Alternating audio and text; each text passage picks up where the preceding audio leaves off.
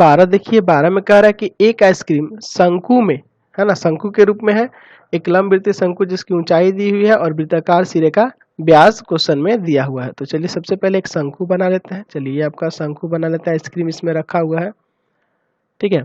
अब देखिए इसका दिया है ऊंचाई और व्यास दोनों दिया हुआ है, तो उसको भी लिख लेते हैं इसमें। चलिए शंकु हो गया, इसका ऊंचाई यानी ये वाला चीज दिया है, ठीक है, और व्यास दिया है, तो त्रिज्या निकल जाएगा इससे। तो 14 सेंटीमीटर तो ऊंचाई दिया है, तो व्यास दिया है 5, तो त्रिज्या हो जाएगा 5/2 ना। चलिए 5/2 सेंटीमीटर। तो शंकु की, यहाँ लिख देते हैं शंकु की ऊंचाई, शंकु की ऊंचाई यानी h जो दिया है वो 14 सेंटीमीटर दिया है, ठीक है। और शंकु की त्रिज्या, शंकु की त्रिज्या, तो शंकु की त्रिज्या भी दी हुई है क्वेश्चन में, तो त्रिज्या दिया हुआ है, तो कितना दिया है, व्यास दिया है 5, तो त्रिज्या हो जाएगी 5/2 ना।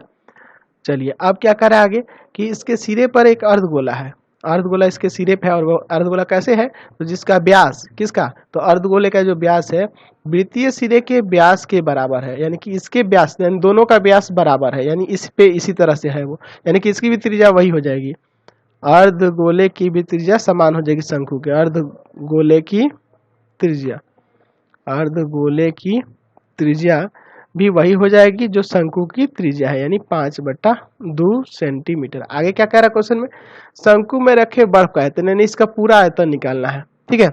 हमें निकालना है बर्फ का आयतन, यानी कि इसमें जितना जगह होगा उतना ही ना बर्फ आएगा, यानी कि उसका आयतन निकाल दीजिए। तो बर्फ का आयतन बराबर हो जाएगा शंकु का आयतन, शंकु का आयतन, और किसको जोड़ देंगे, प्लस अर्धगोले का आयतन, अर्धगोले का आयतन, ठीक है, दोनों को जोड़ देंगे तो आपका निकल जाएगा, समझ रहे हैं ना।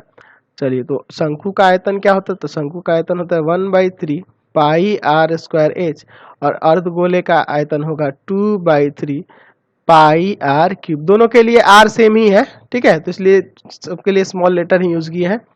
चलिए 1/3 पाई आर स्क्वायर जब यहाँ कॉमन कर लीजिएगा तो यहाँ h बचेगा, और यहाँ क्या बचेगा 2 और r बचेगा। चलिए इनमें मान रखते हैं, 1/3 पाई की जगह 22/7, और r का मान कितना है, तो क्वेश्चन में r का मान दिया है 5/2, तो 5/2 इंटू 5/2, और h कितना दिया है, तो ऊंचाई दिया है 14, और 2 गुना r का मान हो जाएगा 5/2।